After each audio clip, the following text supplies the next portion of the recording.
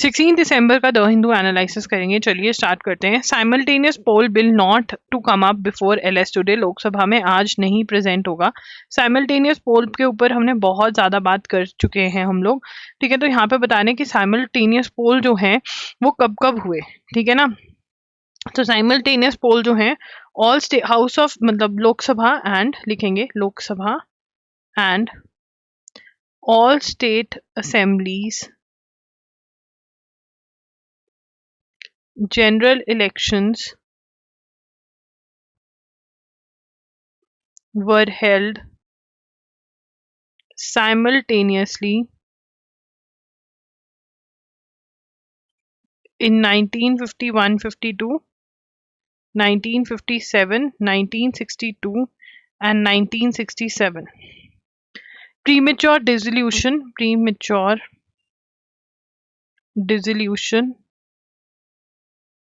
of some assemblies in 1968 and 1969 with the House of People was simultaneously led to disruption. अब यहाँ पर क्या है कि जब हम इंडिपेंडेंट हुए, हमारी कॉन्स्टिट्यूशन असेंबली ने कॉन्स्टिट्यूशन बना दी, तो elections to Lok Sabha and state assembly एक साथ ही कंडक्ट हुए इन सभी सालों में। बट उसके बाद कुछ स्टेट असेंबलीज जो हैं वो डिसॉल्व हो गई पहले, मतलब सीएम ने रिजाइन कर दिया, नो कॉन्फिडेंस मोशन पास हो गया, ठीक है ना। तो फिर उसके चलते हुए फिर लोकसभा और मतलब जो जो स्टेट्स के होते थे, तो अब जैसे कुछ कुछ स्टेट्स के एक साथ होते हैं बट हमेशा इलेक्शंस चलते रहते हैं, ये एक दिक्कत प्रॉब्लम है ही है। Law commission 170th report suggested that holding separate elections for assemblies should be an exception rather than rule, ठीक है ना। वो कह रहे हैं कि सेपरेट इलेक्शंस होने की बजाय एक साथ इलेक्शंस होने चाहिए, ठीक है ना। तो ये जब एक साथ हुए थे तब हमें पता होना चाहिए, दिस इज इम्पॉर्टेंट। उसके बाद जो टेकी जो बहुत ज्यादा न्यूज में है, अतुल सुभाष और निकिता सिंघानिया वाला जो केस है, जिसके अंदर the guy committed suicide because she was asking for alimony and उसके पास नहीं थे इतने पैसे, ही वाज हैरेस्ड। तो ये जो है एनएल साठ वालों के लिए एक बहुत ही इंपॉर्टेंट टॉपिक है, तो इस पे जरूर रीड अप करें। उसके बाद the supreme court interim order halting the registration of fresh suits, ये हम ऑलरेडी कर चुके हैं, दिस इज अ रिपीटेशन, ठीक है। उसके बाद आगे चलेंगे। हाँ, अब यहाँ पर दोबारा से साइमल्टेनियस इलेक्शंस की बात हो रही है, ठीक है ना। तो हमारे यहाँ पर ड्यूरेशन कितने का है कि एक बार इलेक्शन हो गए उसके बाद कितनी देर के लिए सरकार रहती है, 5 साल के लिए, 5 years के लिए, ठीक है ना। और यहाँ पर एक नए कॉन्सेप्ट की बात हो रही है। यहाँ पर कॉन्सेप्ट जो है वो है कि एक जो इंसान है कंटेस्टिंग फ्रॉम मल्टीपल कॉन्स्टिट्यूएंसीज। अब क्या है, जैसे राहुल गांधी हैं, ठीक है ना, उन्होंने 2 जगह से कंटेस्ट किया था, वायनाड से भी किया था और एक और जगह से भी किया था, है ना। ऐसे ही बहुत सारे कैंडिडेट्स जो हैं वो दो दो जगहों से इलेक्शन लड़ते हैं, फिर वहां पे बाई इलेक्शन होते हैं, दोबारा से इलेक्शन होते हैं, तो this leads to wastage of money, right. तो यहाँ पर कहाँ पर लिमिटेशन, पहले तो अनलिमिटेड में से मतलब जितनी मर्जी से कॉन्स्टिट्यूएंसी से लड़ सकते थे। तो रिप्रेजेंटेशन ऑफ पीपल एक्ट 1951 के अंदर चेंज लेकर आए, जिसके अंदर कहा गया लिमिट लगाएगी, ठीक है ना। लिमिट सेट टू लिमिट, एक मिनट ये पूरा ही लिख लेते हैं, ठीक है ना। इन 1996, ठीक है, टू यहाँ पर to pay due to parliament amended the act in 1996, हाँ ये लिखेंगे। अब लिखेंगे सबसे पहला point, earlier candidates could contest from multiple constituencies. पहले जितनी मर्जी कॉन्स्टिट्यूएंसी से जितनी मर्जी जगहों से आप इलेक्शन लड़ सकते थे एक ही बार में, बट उसके बाद 1996 में पार्लियामेंट चेंज लेकर आई, parliament amended the act to limit the number of constituencies to 2। तो लिमिट कितनी करी 2 पे उन्होंने लिमिट कर दी, ठीक है ना। तो ये कब हुआ चेंज, 1996 के अंदर हुआ, ठीक है ना। तो अब इसको भी क्रिटिसाइज किया जा रहा है कि भाई वेस्टेज ऑफ मनी है कि एक कैंडिडेट एक ही जगह से इलेक्शन लड़े तो सही है, तो ये बात करें, बट हमें बताना चाहिए कि अब कितना लिमिट है, एक कैंडिडेट 2 कॉन्स्टिट्यूएंसी से ही लड़ सकता है, ठीक है। 1996 से पहले मल्टीपल कॉन्स्टिट्यूएंसी से लड़ सकते थे, ठीक है। अब आगे चलेंगे, कोप 29 की बात हो रही है। COP 29, what is COP 29 is conference of parties, conference of parties climate change के बारे में, ऑफ पार्टीज क्लाइमेट चेंज के बारे में यहाँ पर बात हुई, ठीक है ना। और कोप 29 जो है वो कहाँ पर हुई, कोप 29 जो है वो बाकू में हुई, अजरबैजान में। ये बहुत ही इंपॉर्टेंट क्वेश्चन है, ठीक है, एक्सपेक्टेड रहता है हर साल। कोप की फुल फॉर्म है कॉन्फ्रेंस ऑफ पार्टीज। अब आपका होमवर्क है UNFCCC की फुल फॉर्म आपको मुझे कमेंट्स में बतानी है। बहुत बार याद करवा चुकी हूँ मैं, नवंबर सितंबर सबको याद है। अब यहाँ पर ये बात करें कॉन्सेप्ट ऑफ कार्बन मार्केट की, ठीक है, कौन से कॉन्सेप्ट की बात करें, कॉन्सेप्ट ऑफ कार्बन मार्केट की। तो हमें बहुत ही अच्छे से इन्होंने कॉन्सेप्ट ऑफ कार्बन मार्किंग बताया है, और ये NLSAT के लिए बहुत ही इंपॉर्टेंट टॉपिक है, तो आप मार्क कर लें NLSAT वाले, ठीक है। कार्बन मार्केट क्या है, that allows the buying and selling of the right to emit carbon into atmosphere.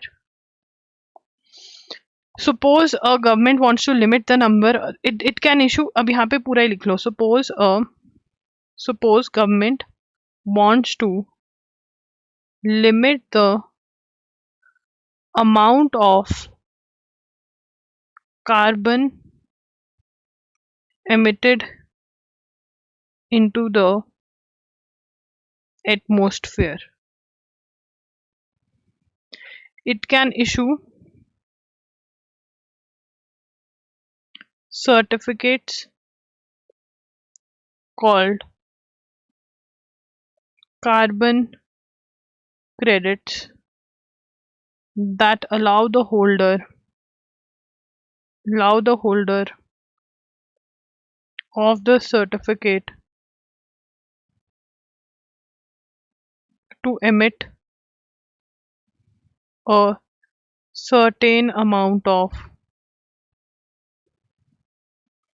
carbon into atmosphere, ठीक है, बाय लिमिटिंग द नंबर। अब यहाँ पर क्या है, मान लो अमन है, ठीक है ना, उसको कह दिया कि भैया इतनी तुम पॉल्यूशन कर सकते हो, इससे ज्यादा नहीं, ठीक है ना। रमन है, उसको भी दे दिया ये पॉल्यूशन वाला सर्टिफिकेट। अब अमन की फैक्ट्री ऐसी है जहाँ पॉल्यूशन नहीं होता है, तो ये पॉल्यूशन सर्टिफिकेट ऐसा का ऐसा पड़ा है, ये रमन को बेच सकता है। दीज आर कार्बन क्रेडिट्स, ये है सिंपल सा कॉन्सेप्ट कार्बन क्रेडिट का, ठीक है ना।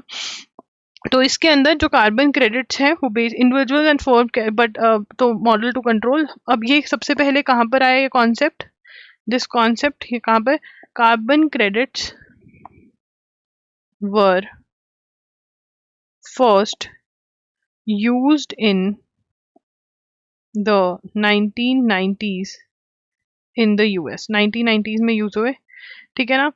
ये किस लिए, to control emission of sulphur dioxide के लिए था, ठीक है ना। तो इसमें अब इसमें individuals and firm that hold carbon credits but don't actually need them for any reason can sell there. अब ये लिखेंगे individuals and firms who hold carbon credit but don't actually need it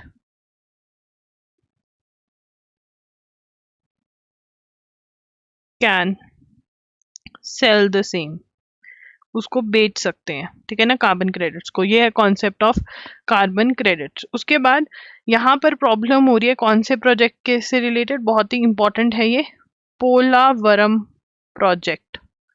Polavaram project कौन सी नदी पे बन रहा है, ये गोदावरी नदी पे बन रहा है। पोलावरम प्रोजेक्ट जो डैम है उससे किसको प्रॉब्लम है, बीजू जनता दल को। रिसेंटली इंटेंसिफाइड एफर्ट्स, क्योंकि वो कह रहे हैं जो है बीजू जनता दल से एडवर्स इम्पैक्ट्स हो सकते हैं, impacts of Polavaram Dam project. ठीक है, on the communities in Orissa, ठीक है ना, किस पे, on tribal communities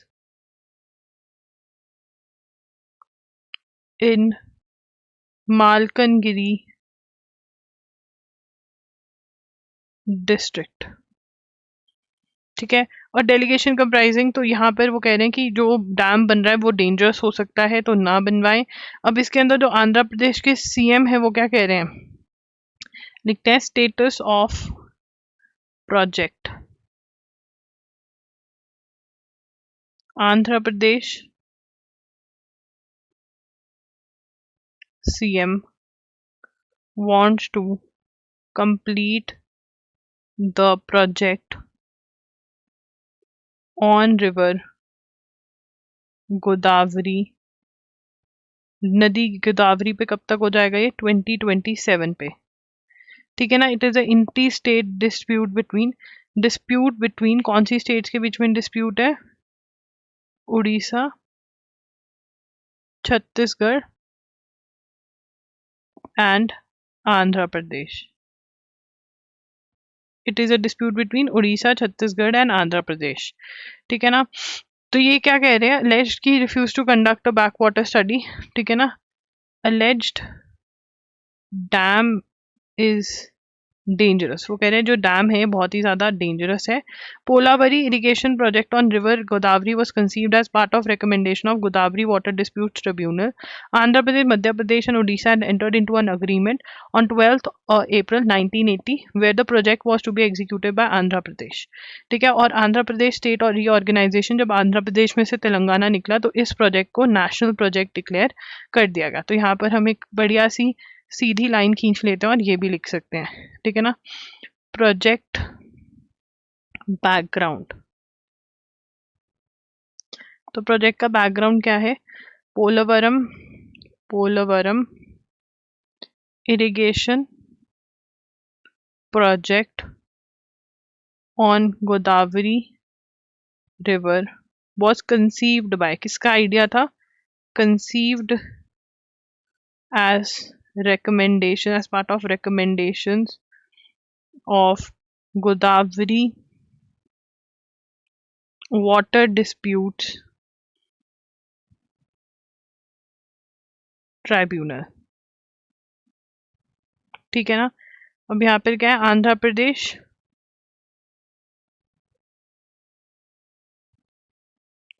Madhya Pradesh and Odisha entered into an agreement dated 2nd April 1980। तो ये अग्रीमेंट किसके बीच में हुआ, इनके बीच में हुआ, दिस इज वेरी इंपॉर्टेंट। और इसके अंदर क्या हुआ, where the project was to be executed by Andhra Pradesh. Project को कौन सी स्टेट ने एग्जीक्यूट करना था, आंध्र प्रदेश को। डील कब हुई, 1980 में, किसके बीच में, आंध्र प्रदेश, मध्य प्रदेश, उड़ीसा के बीच में। ठीक है ना, और उसके बाद थर्ड पॉइंट बनेगा, एज पर Andhra Pradesh state reorganisation act 2014 क्या हुआ, Polavaram project, Polavaram irrigation project was declared as national project. ये क्या डिक्लेयर हो गया था, it was declared as a national project. ठीक है, तो ये हमें पता होना चाहिए कौन सी स्टेट में आ रहा है, कौन सी रिवर पे आ रहा है, डिस्प्यूट क्या है, ये क्वेश्चन जरूर आ सकते हैं। ठीक है, उसके बाद at a meeting of its general and executive council, AIADMK criticized DMK government in Tamil Nadu on multiple fronts, cyclone, Fengal, ये कुछ जरूरी नहीं है इसमें। ABC News will pay $15 million to resolve a defamation lawsuit with Donald Trump. तो Donald Trump ने इनके against case किया डेफेमेशन का। किसके अगेंस्ट? एबीसी न्यूज $15 मिलियन पे करेंगे डेफेमेशन का केस बाय डोनाल्ड ट्रंप। ये सारे पॉइंट्स इंपॉर्टेंट है। The case stems from an on air comments made by top anchor George Stephanopoulos who said Mister Trump was found liable for rape. ठीक है ना। Case on air case क्या? On air comments, live comments made by anchor George Stephanopoulos, who said Mr. Trump was found liable for rape। तो इन्होंने बोला found liable for rape, Trump liable for rape। कब बोला ये? During an interview with US representative Nancy mess. ठीक है ना। तो किसने क्या बोला ये सारा, अगेन वेरी वेरी इंपॉर्टेंट। ये सारा ही न्यूज इंपॉर्टेंट है, याद करना होगा आपको। उसके बाद Jaishankar thanks Moldova for helping India during Ukraine crisis. जब यूक्रेन रशिया की वॉर लगी तो हम एयरलिफ्ट कर पाए थे। मोल्डोवा ने हमें एक support, India was given support by Moldova in airlifting Indian nationals evacuated from Ukraine in 2022। जब यूक्रेन वॉर। ठीक है। Morocco welcomes Indian defense companies to set up production units। Morocco is emerging as a springboard for Indian ambitions to expand its footprint in Africa, pitching Morocco as a gateway of Africa and Europe for Indian companies। तो Morocco में set हो रहे हैं। ठीक है। Centre launches, ये important है, इसको इंपॉर्टेंट मार्क कर लेंगे। क्या लॉन्च करा? Centre launched Jalvahak scheme. ठीक है। जलवाहक स्कीम क्या करेगी? जल मतलब पानी, वाहक वाहन का काम करेगी। Scheme to boost long haul cargo movement via inland waterways. क्या है?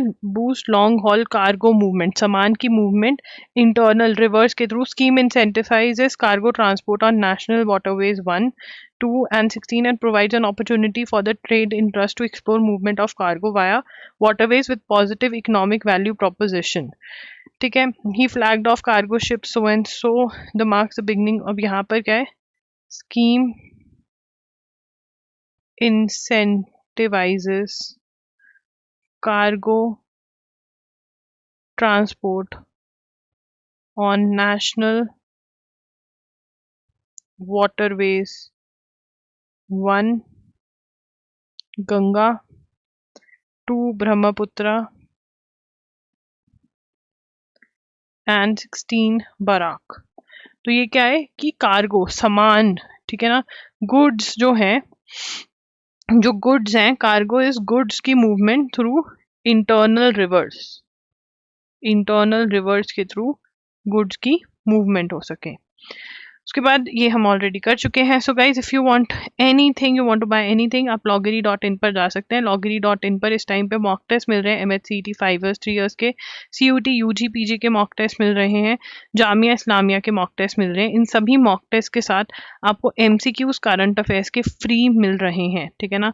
जो आपको वैसे ₹250 पर मंथ के मिलते हैं वो फ्री मिलेंगे एग्जाम के मंथ तक, अभी से लेकर जून से लेकर। तो ये ऑफर अवेल कर लीजिए loggery.in पर जाकर के। वन शॉट्स जनवरी टू नवंबर के डले हुए हैं, ठीक है, और MCQs भी डले हुए हैं करंट अफेयर्स के। अगर आपको वो खरीदना है वो भी खरीद सकते हैं। बंडल जरूर चेक करना, वहाँ पे आपको ऑफर्स मिल जाएगी। सभी लिंक्स आपको डिस्क्रिप्शन बॉक्स में मिल जाएंगे। कोई ना मिले तो बता देना कॉमेंट्स में। Thank you for watching the video. Bye bye, take care. Video अच्छी लगी हो तो कॉमेंट्स में बता देना। बाय।